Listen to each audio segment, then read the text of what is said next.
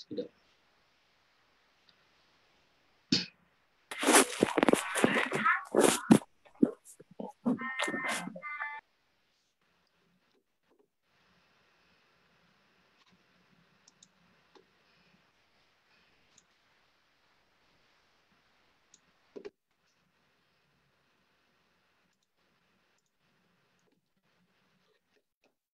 Bismillahirrahmanirrahim. Assalamualaikum warahmatullahi wabarakatuh. Alhamdulillahirabbil alamin wassalatu wassalamu ala sayyidina Muhammadin as-sadiqil wa'dil amin. Rabbi shrah lana sudurana wa yassir lana umurana wahlul 'uqdatam min lisana yafqahu qawlana amin ya rabbal alamin. Puji syukur kehadirat Allah Subhanahu wa taala yang masih memberikan kita kenikmatan iman, kenikmatan Islam, dan yang penting adalah kenikmatan kesehatan, sehingga kita bisa menjalankan ibadah puasa pada hari ini. Mudah-mudahan kita masih diberikan kesempatan untuk menjalankan ibadah puasa pada hari-hari yang seterusnya. Salawat serta salam kami aturkan kepada junjungan Nabi besar Nabi Muhammad SAW. Semoga kita kelak menjadi umat-umat yang mendapatkan syafaat daripada beliau. Meneruskan daripada pengajian kita semalam berkaitan dengan permasalahan pemakanan. Untuk mengulang kembali apa yang kita sudah pelajari pada kemarin, Imam Al-Ghazali menyebutkan tentang 10 keburukan orang yang berlebihan dalam pemakanan. Yang sebelumnya Imam Al-Ghazali menjelaskan kepada kita tentang bahaya daripada perkara-perkara yang haram dan bahaya daripada perkara-perkara yang syubhat. Kita masuk kepada bahaya yang keenam. Bahaya daripada kelebihan memakan, artinya makanan yang berlebihan.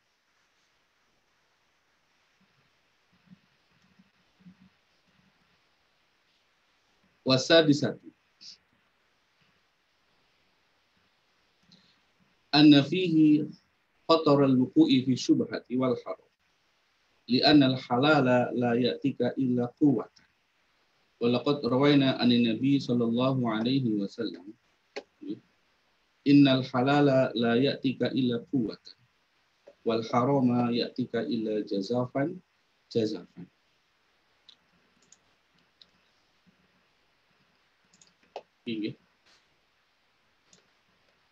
Jadi di sini bahaya yang keenam, Imam Al-Ghazali mengatakan bahwa makanan yang berlebihan bisa menjerumuskan orang tersebut terjatuh dalam perkara yang syubhat. Bahkan boleh menjerumuskan orang itu terjatuh kepada perkara yang haram. Karena nafsunya itu besar sehingga dia tidak merasa cukup dengan rizki yang Allah berikan, sehingga dia ingin mencari sesuatu yang lain. Dan terkadang karena nafsu tentang untuk mencari makanan ini terlalu berlebihan, maka tidak memungkinkan orang tersebut akan terjatuh dalam perkara yang syubhat. Terlebih lagi dia boleh menjerumuskan ke dalam perkara yang haram. Karena hakikatnya perkara yang halal itu dia bisa memberikan kekuatan yang secukupnya untuk kita beraktivitas dan untuk kita beribadah kepada Allah Subhanahu wa taala. Sebagaimana dalam hadis Rasulullah SAW menyatakan, innal halala la ya'tika illa quwwatan. Perkara yang haram ini dia tidak datang kepadamu kecuali dengan sebagai bekal. Kuatan sebagai bekal yang cukup. Wal harama ya'tika jazafan. Dan perkara yang haram ini datang kepadamu dengan cara yang melimpah-limpah. Artinya mencari perkara yang haram itu mudah untuk kita dapatkan karena dia melimpah-limpah. Tapi kalau perkara yang halal itu sesungguhnya itu hanya cukup untuk kita sebagai bekalan saja. Oleh karena itu maka kita semestinya perlu memperhatikan dalam perkara ini, dalam hal pemakanan. Makan secukupnya, nerimo apa anani. Jadi sebetulnya orang Jawa ini filosofinya itu juga kesederhanaan gitu. Karena mungkin filosofi orang Jawa ini banyak terpengaruh juga daripada Islamisasi di tanah Jawa yang dibawa oleh para pendakwah-pendakwah yang datang berdakwah ke Pulau Jawa. Salah satu bentuk Islamisasi dalam Pulau Jawa ini, banyak nama-nama kita itu diambilkan daripada nama-nama Arab, gitu. Bahkan diambilkan daripada bulan-bulan Arab, seperti contoh bulan Ramadan. Orang Ramadan maka menjadi nama Ramlan, ya, Ramadan. Sayyidati menjadi Siti, dan seterusnya. Begitu ya. Kemudian saya lanjutkan dengan bahaya yang ketujuh.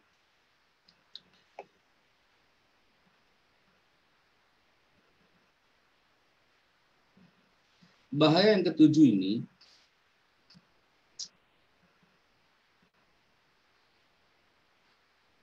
berlebihan dalam pemakanan tersebut itu boleh menyibukkan hati dan badan kita.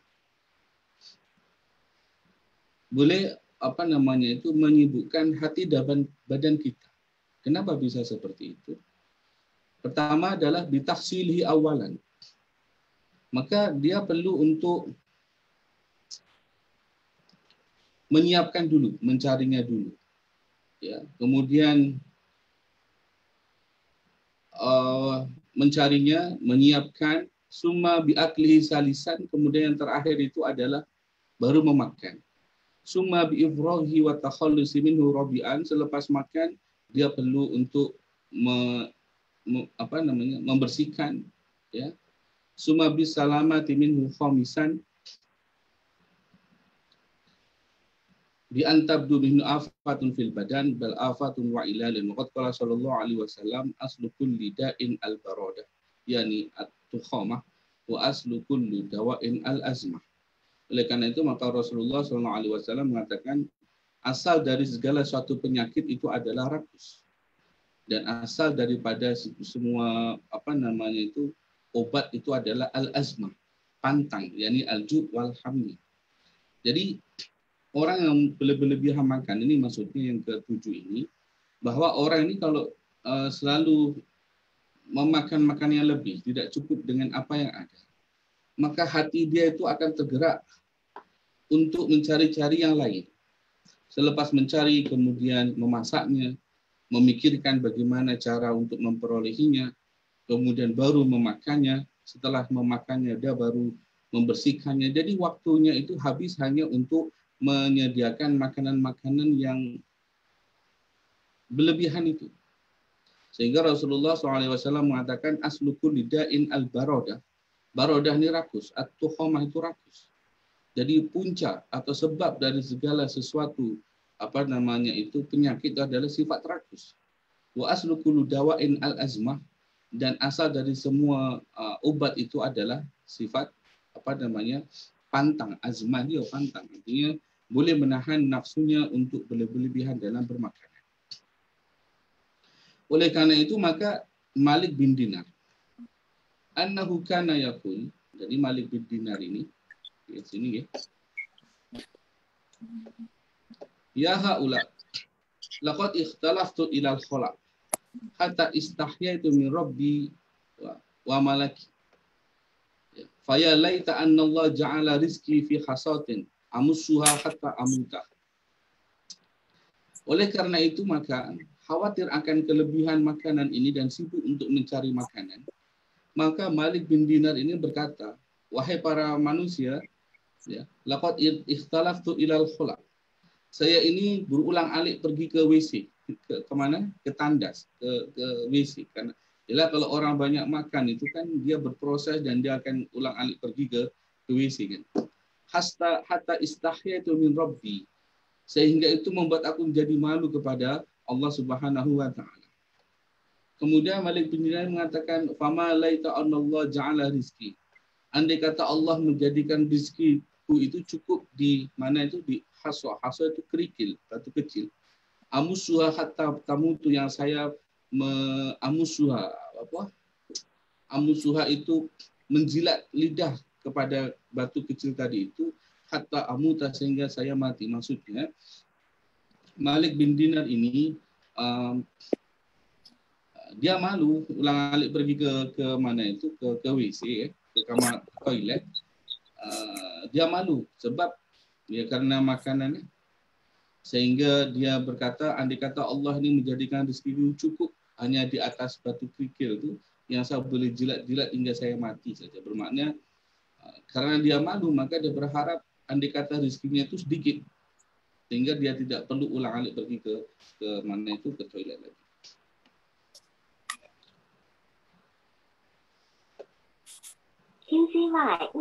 Kemudian seterusnya,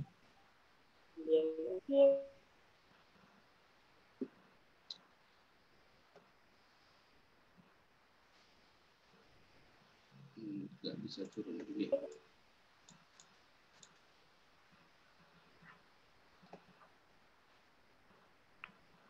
Summa fi hadhil jumlah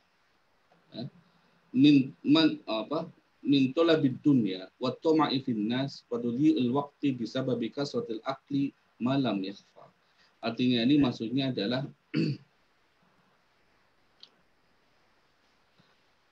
secara keseluruhan, secara umumnya atau rumusan daripada poin yang ini bahwa barang siapa yang selalu mencari dunia rakus, okay, maka dia akan mengakibatkan dirinya itu senantiasa dalam keadaan tamak. Tamak itu merasa tidak cukup, tidak berpuas hati, dan ingin mencari yang lebih. Selain daripada itu, waktu dan waktunya itu sia-sia hanya untuk memikirkan mencari makanan yang berlebihan. Bisa babi kasratil akil, karena sebab banyak makan yang tak henti. Itu nggih. Wasaminatu ma yanaluhu min umuril akhirah wa syiddati sakaratil maut. Ruya fil akhbar anna syiddata sakaratil maut ala qadri ladatil hayat. Faman aksara min hada aksara lahu min tilka.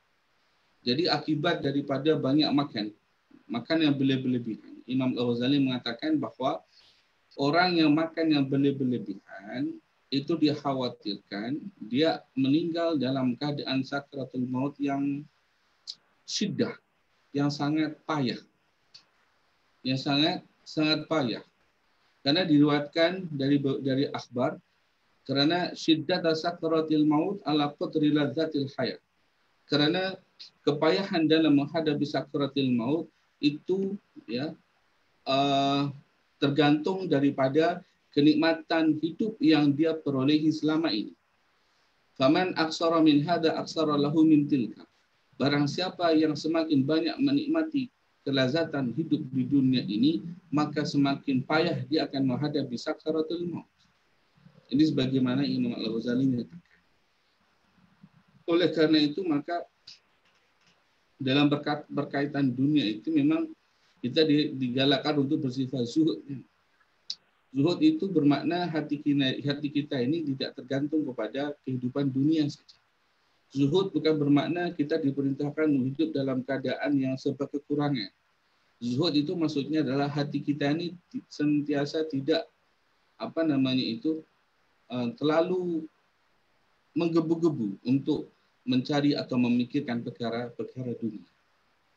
Karena inilah yang kita khawatirkan. Barang siapa yang semakin banyak menikmati kelazatan hayatud dunia, maka semakin beratlah dia akan menghadapi sakaratul maut. Begitu. Kemudian yang ke-9, wa tasi'atu nuqsanu sawab fil uqbah. Qala Allah Ta'ala, adhabtum thayyibatikum fi hayatikud dunya. Adhabtum thayyibatikum fi hayatikud dunya. Berkurangnya as-sawab, pahala, ya. Memperbanyak makanan. Kita mesti ingat bahwa memperbanyak makanan ini bukan hanya setakat kita makan berlebihan saja, tapi juga membawa impak kepada yang lain. Makanannya lebih menunjukkan dia perlu berusaha mencari sesuatu yang lebih untuk memenuhi nafsunya tersebut. Oleh karena itu, kebanyakan makanan ini berkaitan dengan ke-10 perkara ini. Jadi kebanyakan makanan bukan hanya zahirnya saja kita makan berlebihan, tapi juga impak daripada kelebihan makanan itu juga dikhawatirkan dia mencari sesuatu tersebut, makanan yang dia makan itu dari perkara yang tadi dikatakan syubhat, bahkan boleh menjadi perkara yang haram. Dan untuk mempersiapkan perkara tersebut, hati, pikiran, dan fizikal dia pun sibuk untuk memikirkan saya mau makan apa. Ya, makan ini kurang, itu kurang. Dia akan berpikir dan waktunya habis untuk di situ saja.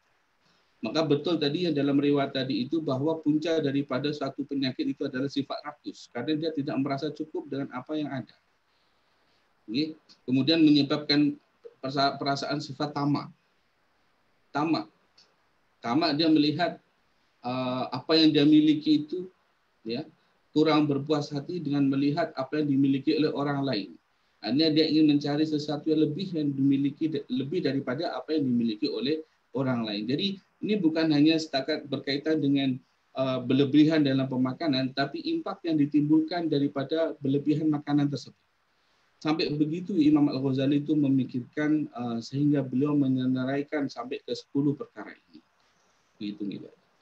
Yang ke-9 ini berkaitan dengan nuqsanu sawabin fil uqbah. Artinya berlebihan dalam makanan itu boleh mengurangkan pahala dia. Allah Subhanahu wa taala berfirman, "Adhabtum thayyibatikum fi hayatid dunya." Kamu telah menghabiskan rezekimu yang baik dalam kehidupan dunia. Fa innahu biqadri ma ta'khudhu min ladadid dunya yanqusu laka min ladatil akhirah. Imam Al-Ghazali mengatakan bahwa dengan Anda mengambil sebanyak mungkin kelazatan yang ada di dunia, secara tidak langsung itu akan mengurangi kelazatan Anda di akhirat. Semakin orang itu bersenang-senang di kehidupan dunia, maka semakin sedikitlah kelazatan yang dia akan peroleh di akhirat. Semakin orang itu banyak mencari-cari kelazatan dunia, semakin sedikitlah dia akan memperoleh kelazatan di akhirat. Jadi hubungan sebab dan akibat ini ya perlu dilihat dari berbagai sudut pandang yang ada. Hanya karena dari berlebihan makanan inilah menimbulkan banyak perkara yang luar biasa. Bahkan sampai mengurangkan pahala yang diperoleh. Oleh karena itu walihadal makna ruwiyah. Dari sinilah maka ruya annallaha ta'ala lama aradu dunya ala nabiyina Muhammad. Ketika Allah Subhanahu wa taala menawarkan dunia kepada Nabi Muhammad sallallahu alaihi wasallam. Kemudian Allah berkata kepadanya, Allah berkata, wa qala lahu wala anqusuka min akhiratika syai'an. Ketika Allah menawarkan dunia ini kepada baginda Nabi, dan Allah memberikan jaminan bahwa dunia yang diberikan kepada baginda Nabi ini tidak akan mengurangkan sedikit pun apa yang akan Rasulullah peroleh di akhirat.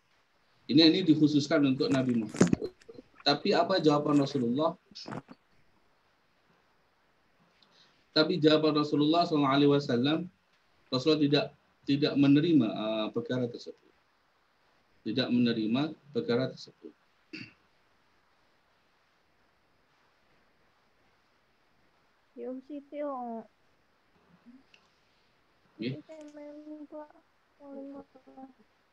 Walaqad ruwiya anna Khalid bin Walid adhafa Umar bin Khattab radhiyallahu anhu. Ini berkaitan dengan semakin banyak orang itu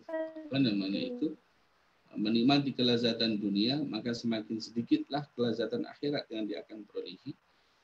Jadi di sini diriwayatkan daripada Khalid bin Walid. Tahu kan Khalid bin Walid?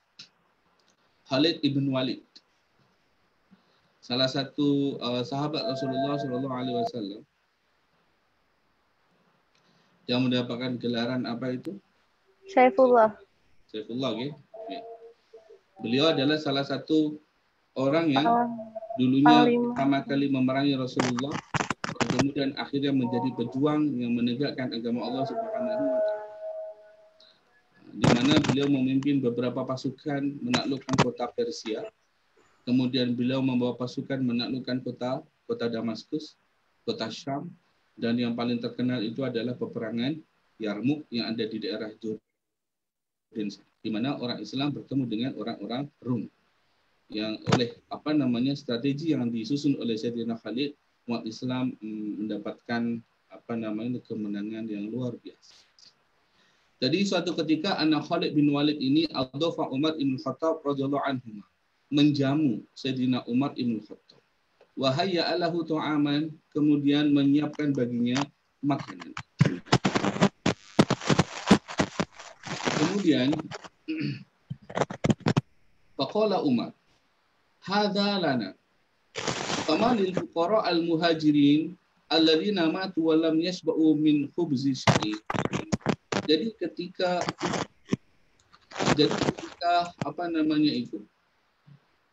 ketika Sayyidina Khalid ibn Walid menawarkan atau menjamu Sayyidina Umar ibn Khattab dengan makanan, maka Sayyidina Umar ini berkata, wahai Khalid, ini untuk kita ya.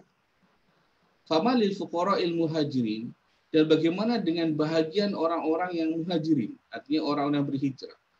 Alladzina matu wa lam yashba'u min khubzi sya'ir, yang mereka itu meninggal dan belum merasa kenyang dari makanan roti khubuz.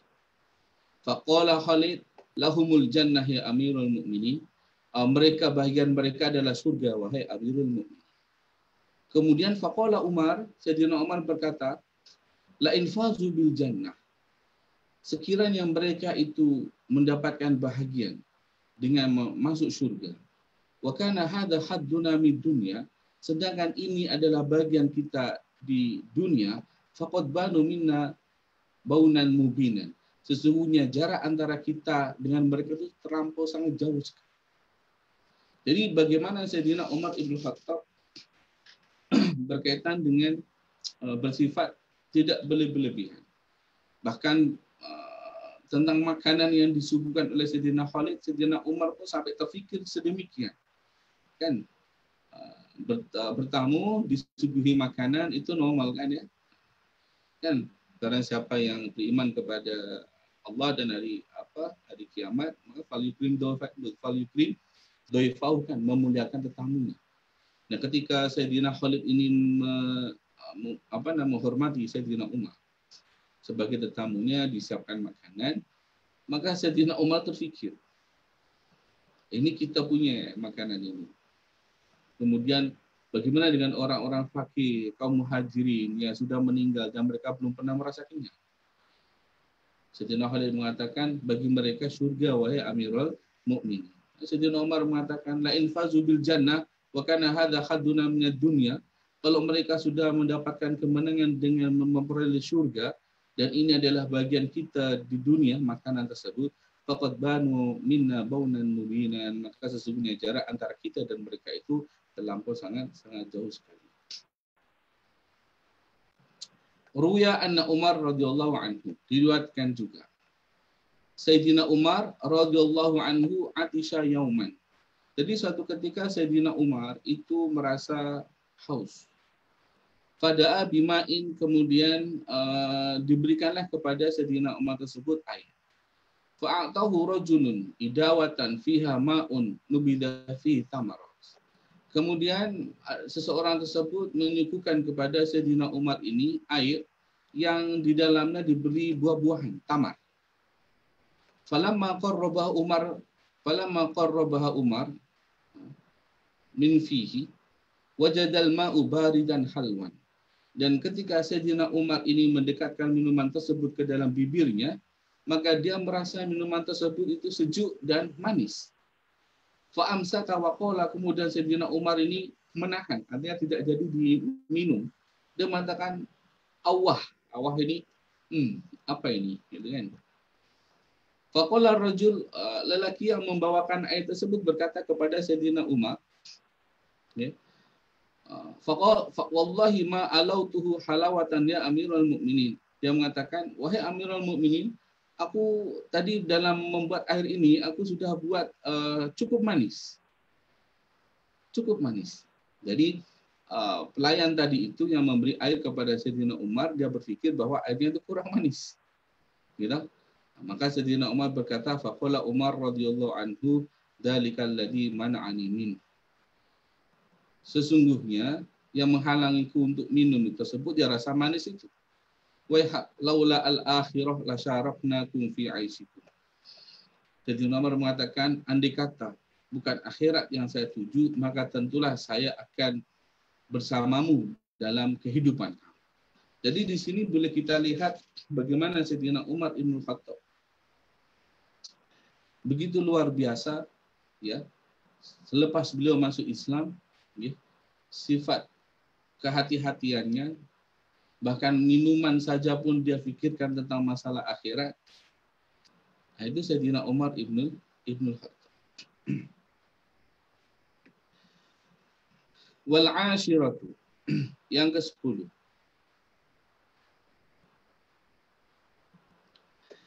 Al-habsu wal khisabu. Wal laumu wat ta'yiru fi tarkil adab fil akhdil fudul wa talabi syahwat. Fa inna dunya halaluha hisab wa haramuha iqab wa zinatuha ila tabab.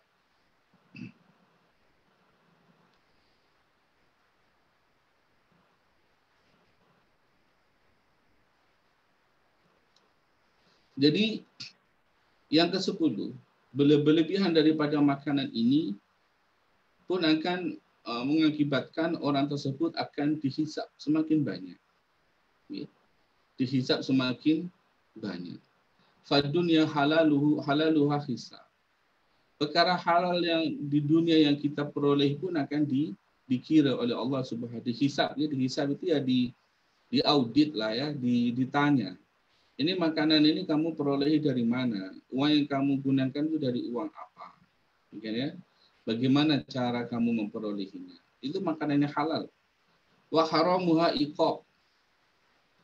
Kalau makanan itu haram itu maka akan disiksa.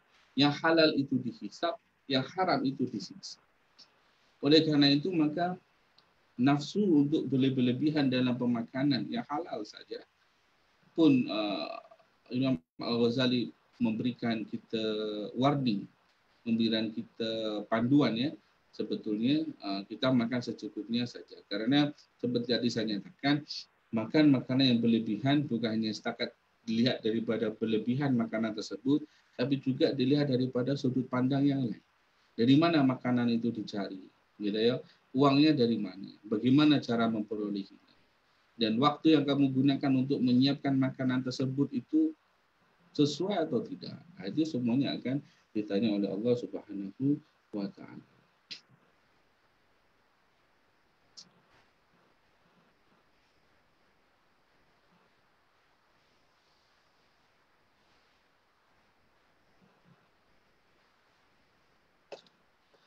Wa hadhil jumlah al-ashrah wa fi ihdaha kifayatun liman nadhara li nafsihi fa 'alaika ayyuhal mujtahid bil ikhtiyat al-baligh fil quti kay la taqa'a fi haramin aw syubhatin fayalzamuha al-'adab summa ittisar min halal ala ma yakuna iddatan ala ibadatillahi ta'ala fala taqa' fi syarrin fatuqba fi khabsin wal hisab wallahu subhanahu wa ta'ala waliyut taufiq. Seluruh perkara 10 yang dinyatakan oleh Imam Al-Ghazali, maka beliau berpesan, kita ini sebaiknya, ya, bersungguh-sungguh dengan kesungguhan yang nyata agar kita ini boleh beradil dalam mencari rizki ini, sehingga kita tidak jatuh dalam perkara yang haram au syubhatin fayalzamuka al-adab, sehingga kita tidak jatuh dalam perkara yang syubhat sehingga kita boleh jadi disiksa karena perkara tersebut. Kemudian sumat iktisar minal halal ala ma yakunu uddatan ila ibadatillah. Kemudian kita sepatutnya mengambil cukup tentang perkara yang halal, makanan yang halal, cukup untuk beribadah kepada Allah Subhanahu wa taala, sehingga kita tidak jatuh fi syarrin dalam perkara yang buruk, fatuqba fi habsin wal hisab, sehingga kita nanti akan susah ketika kita dihisab oleh Allah Subhanahu wa taala. Wallahu subhanahu wa taala waliyut taufiq. Ngoten nggih. Jadi ada 10 perkara ini, yang yang dinyatakan oleh Imam Al-Ghazali. Jadi kita bisa lihat dari 1 sampai 10 itu, dan kita coba untuk untuk memperbaikilah. Sekiranya kita sudah pernah melakukan, ya kita coba kurangkan dan kita. Nah, ini saya rasa cukup untuk berkenaan dengan masalah makanan yang halal. Ya, ini berkaitan dengan hadis yang sebelumnya kita baca tersebut. Di mana dari segi pemakanan tersebut akan memberikan impak kepada diijabahi doanya seseorang ataupun tidak. Walaupun sebab-sebab doa itu wujud, tapi kalau pemakanan itu tidak dijaga, baik dari segi haram dan subhatnya, atau dari segi berlebihannya itu pun akan membahayakan selain daripada badan kita, juga akan membawa impak kepada diri kita di kehidupan akhirat nanti. Kemudian kita masuk kepada hadis yang seterusnya. Hadis ke-11. Hadis ke-11 ini berkaitan dengan sifat waro. Ya, tuki asyubah. Ya, sifat waro ini ya boleh membebaskan kita dari perkara yang syubhat. An Nabi Muhammad Al-Hasan bin Ali bin Abi Thalib radhiyallahu anhuma sibti Rasulullah sallallahu alaihi wasallam wa raihanatu. Jadi diriwayatkan daripada Muhammad Al-Hasan bin Ali bin Abi Thalib radhiyallahu anhu sibti. Jadi ini hadis ini diriwayatkan daripada Sayyidina Hasan, ya, putra daripada Sayyidina Ali bin Abi Thalib. Sibti Rasulullah. Sibti ini, gelaran Sibti ini adalah cucu dari anak perempuan. Maksudnya begini, kan Sayyidina Hasan dan Sayyidina Husain itu kan daripada Sayyidina Ali dan Sayyidina siapa itu namanya itu, ibundanya itu. Kalau dari ibunda Sayyidina Hasan, Sayyidina Husain itu namanya Sibti. Tapi kalau dari jalur ayah itu namanya Hafid. Oleh karena itu dinamakan sebagai Sibti Rasulullah Shallallahu Alaihi Wasallam. Karena Sayyidina Hasan dan Sayyidina Husain itu kan binti Fatimah, Hasan bin Husain kan putranya Sayyidina Fatimah. Sayyidina Fatimah binti Rasulullah. Bermakna cucu Rasulullah dari jalur anak perempuan itu dinamakan sebagai Sib. Tapi kalau cucu dari jalur anak lelaki itu dinamakan sebagai Hafiz. Wa raihanatihi, raihanah ini maksudnya adalah bunga yang harum. Okay. Bunga yang harum. Syabbahu li sururihi wa farhi bihi wa iqbali nafsi alaihi birihani thayyibir raihah. Jadi Sayyidina Hasan ini digelari sebagai raihana, raihana itu Rasulullah SAW, karena Rasulullah itu sayang dan cinta kepada Sayyidina Hasan, ya, dan Sayyidina Husain. Raihanah itu kan bunga yang berbau harum. Kalau Anda mencium bunga yang berbau harum, kan dia pasti kerasan, gitu ya, kan mestinya kerasan. Dikarenakan sebagai raihanah itu adalah bunga ya kebanggaan Rasulullah Shallallahu Alaihi Wasallam. Berkaitan dengan Sayyidina Hasan, Rasulullah SAW mengatakan, "Wala'allallahu an ayyasluha bihi baina fi'ataini 'azimatain minal muslimin." Jadi suatu ketika Rasulullah ini dalam mimbar, dia mengangkat cucunya tersebut, katakan, "La'allallahu ayyaslaha bihi baina fi'ataini 'azimataini minal muslimin." Barangkali Allah nanti akan memberikan perdamaian dengan sebab cucunya ini, Sayyidina Hasan, dua golongan yang sangat besar dari kaum muslimin yang sedang bertikai pada waktu tersebut. Maksudnya adalah golongan daripada Sayyidina Muawiyah, pendukung Sayyidina Muawiyah bin Abi Sufyan, dengan pendukung Sayyidina Ali bin Abi Thalib. Ini selepas Sayyidina Ali meninggal.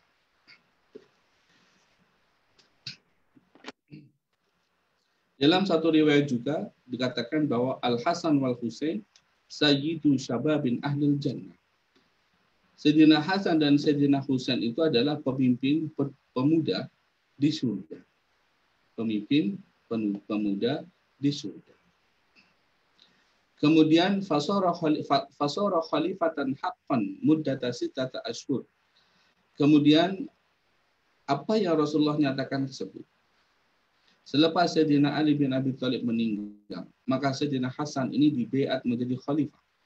Dan beliau menjadi khalifah selama 6 bulan. Takmilatan li salasina sana, sebagai penyempurna daripada 30 tahun. Allati akhbaran Nabi sallallahu alaihi wasallam, sebagaimana yang Nabi pernah memberitahu kepada kita tentang muddatul khilaf. Jadi Rasulullah dalam satu riwayat mengatakan khilafatun nubuwah salasuna sana. Artinya khilafah kenabian itu 30 tahun. Summa yu'tillahal mulka may yasha. Kemudian selepas 30 tahun itu maka Allah akan memberikan kerajaan pemimpin umat Islam itu kepada orang-orang yang Allah kehendaki. Jadi apa yang dimaksud di sini? Allati akhbaran Nabi sallallahu alaihi wasallam annaha muddatul khilafah. Jadi bermakna Sayyidina Hasan selepas Sayyidina Ali meninggal dibaiat menjadi khalifah selama 6 bulan. Jadi 6 bulan itu takmilatan salasin, bermakna 6 bulan kepemimpinan Sayyidina Hasan itu sebagai penyempurna dari 30 selepas Sayyidina Abu Bakar hingga meninggalnya Sayyidina Hasan ini, bukan meninggalnya, masa pemerintahan Sayyidina Hasan ini genap 30 tahun. Karena selepas 30 tahun tersebut maka kerajaan Islam itu diberikan kepada orang-orang yang Allah kehendaki. Maka dikatakan sebagai kama akhbarun Nabi sallallahu alaihi wasallam muddatal khilafah. Dalam riwayat yang lain, khilafatun nubuwah salasuna sana, artinya khilafah kenabian, pengganti pemerintahan selepas Nabi Muhammad, nubuwah itu 30 tahun. Ya. Kemudian selepas itu maka Allah akan memberikan kerajaannya atau kepemimpinan ini kepada orang-orang yang kehendaki. Dan memang betul apa yang dinyatakan oleh Rasulullah sallallahu alaihi wasallam pada masa tersebut, ya, Sayyidina Hasan dan Sayyidina Muawiyah ini, Sayyidina Hasan menyerahkan kepemimpinan khalifah ini kepada Sayyidina Muawiyah bin Abi Sufyan dengan pertimbangan untuk menjaga pertumpahan darah antara sesama orang Islam. Ijtama'a huwa wa Muawiyah radhiyallahu taala anhuma kullun fi jaishin adid. Yang pada masa tersebut, ya, Sayyidina Muawiyah dengan tentara yang sangat besar, dan Sayyidina Hasan bin Ali bin Abi Thalib dengan tentara yang sangat besar berhadapan-hadapan. Kemudian famtasalal Hasan isyaratan ila jadi sallallahu alaihi wasallam wa raghiba anil khilafah li Muawiyah. Dan melihat perkara ini maka Sayyidina Hasan ini teringat tentang apa yang dinyatakan oleh kakeknya yaitu Rasulullah sallallahu alaihi wasallam. Dan kemudian Sayyidina Hasan menyerahkan kepemimpinan itu kepada Sayyidina Muawiyah bisyurut dengan beberapa syarat. Ya, salah satu syaratnya adalah tidak boleh mencela atau memaki Sayyidina Ali bin Abi Thalib dan seterusnya. Penyerahan kepemimpinan Sayyidina Hasan kepada Sayyidina Muawiyah ini sebagai bentuk sifat kehati-hatian dan wasiyanatan lidima'il muslimina wa amwalihim, untuk menjaga jiwa-jiwa orang Islam karena yang berperang itu sesama orang Islam. Okay. Karena pada masa tersebut fa innahu bay'u 'alal maut aktsaru min 40 alfan. Karena pada masa tersebut itu ada 40.000 orang yang membaiat Sayyidina Hasan hingga mati. Bagaimana kalau Sayyidina Hasan bilang perang, maka dia akan perang sampai mati. Oleh karena itu maka Sayyidina Hasan melihat ini, maka beliau dengan sifat rendah hatinya dan untuk mengelakkan daripada banyaknya pertumpahan darah, maka beliau menyerahkan kepemimpinan kepada Sayyidina Muawiyah. Nah, setelah kepemimpinan Sayyidina Hasan diberikan kepada Sayyidina Muawiyah, maka tahun itu dinamakan sebagai Amul Jamaah, tahun persatuan umat Islam, di bawah kepemimpinan Sayyidina Muawiyah bin Abi Sufyan. Jadi pemerintahan kerajaan Bani Muawiyah yang pusat pemerintahannya itu ada di Damaskus, yaitu di Syria. Dinamakan sebagai Amul Jamaah. Sudah tidak ada lagi pertikaian berkaitan dengan masalah khilafah ini. Kemudian pada masa Sayyidina Muawiyah ini, kemudian Islam mulai berkembang dan menyebar ke penjuru seluruh dunia. Selain daripada itu, dalam pemerintahan khilafah Bani Muawiyah pun banyak lahir seorang khilafah yang sangat adil. Salah satunya adalah Umar bin Abdul Aziz.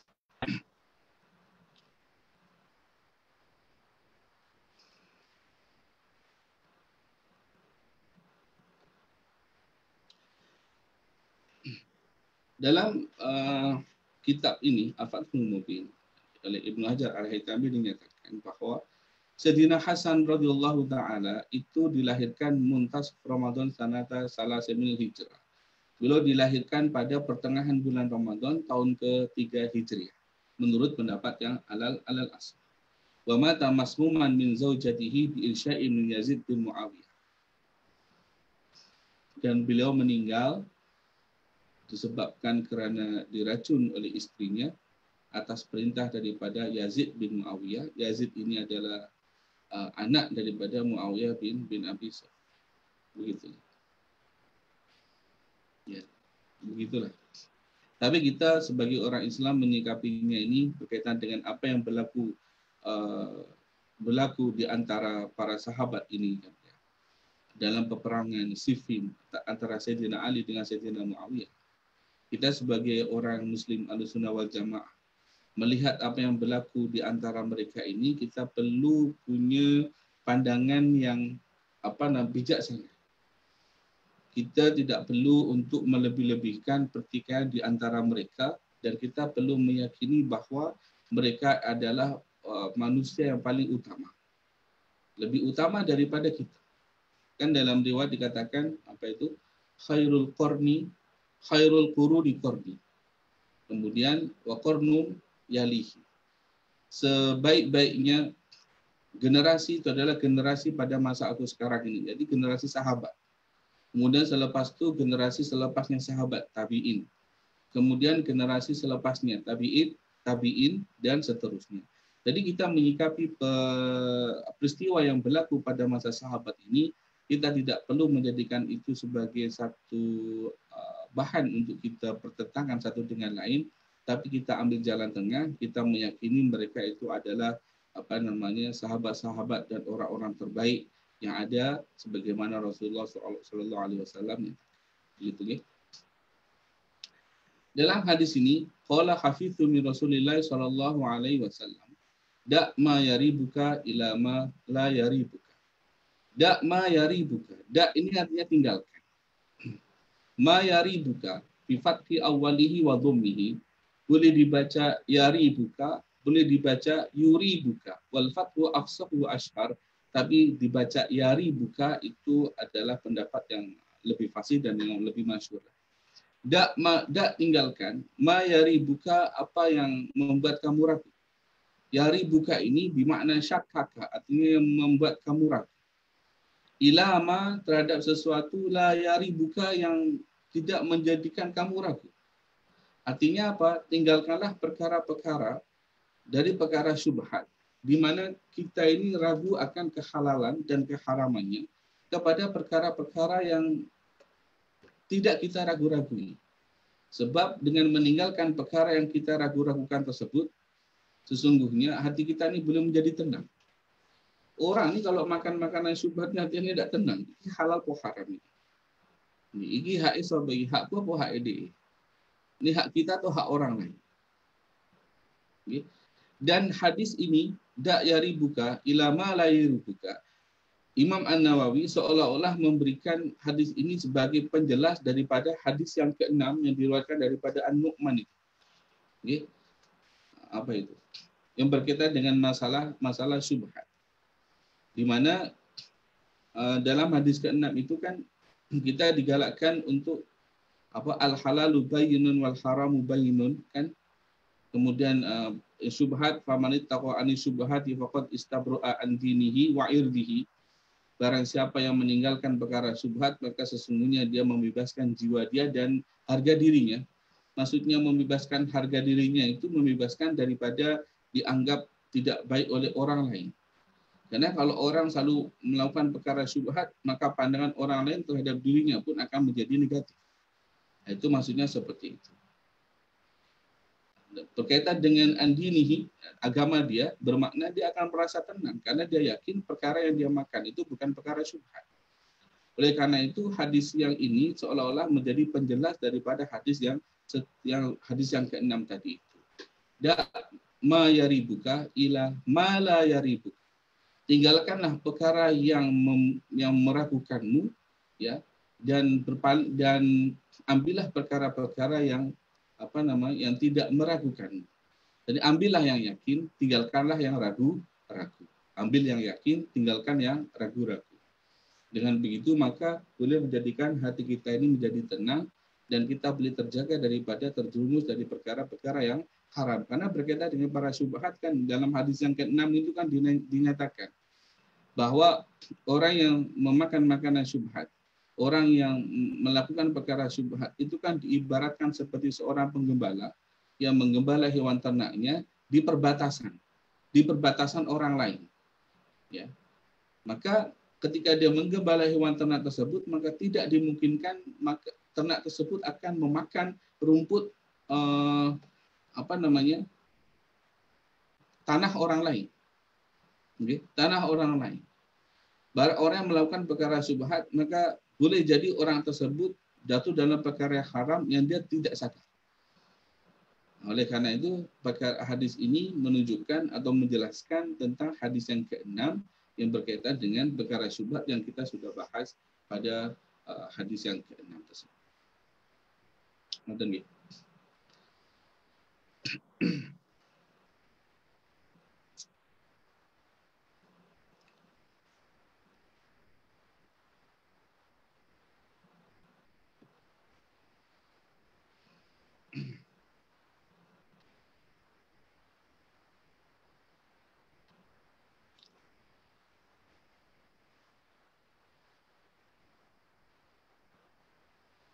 Da ma yaribuka ila wa la yaribu. Tinggalkan perkara yang meragukanmu dan ambillah perkara-perkara yang membuat kamu menjadi yakin. Saya rasa saya cukupkan untuk pengajian hari ini berkaitan dengan hadis yang keberapa ini, hadis yang ke-11 ya. Karena hadis yang ke-11 ini sebetulnya mengulang kembali atau Imam Nawawi ingin menegaskan kembali tentang pentingnya diri kita untuk mengambil perkara-perkara yang kita yakini agar hidup kita ini menjadi tenang. Betul, kalau kita makan perkara-perkara yang tidak jelas, itu memang membuat kita menjadi tidak yakin tentang perkara tersebut. Okay. Begitu saja, insya Allah kita sambung pada besok malam dalam pembahasan hadis yang seterusnya. Tarku ma la ya'ni wal istighfar bima yufid, yaitu meninggalkan perkara yang bukan urusan kita, dan wal istighfar bima yufid, dan menyebutkan tentang perkara-perkara yang berfaedah. Ini sangat bagus sekali untuk kita kaji pada esok hari insyaallah. Baik, selepas saya tutup ini, saya akan baca beberapa soalan sekiranya ada. Kemudian selepas itu nanti baru kita akhir. Kita tutup dulu dengan bacaan tasbih kafar dan surat al-asr. Bismillahirrahmanirrahim. Subhanakallahumma wa bihamdika asyhadu an la ilaha illa anta astaghfiruka wa atubu ilaik. Wa sallallahu ala sayyidina Muhammad wa ala alihi wa sahbihi wa sallam. Waalaikumsalam.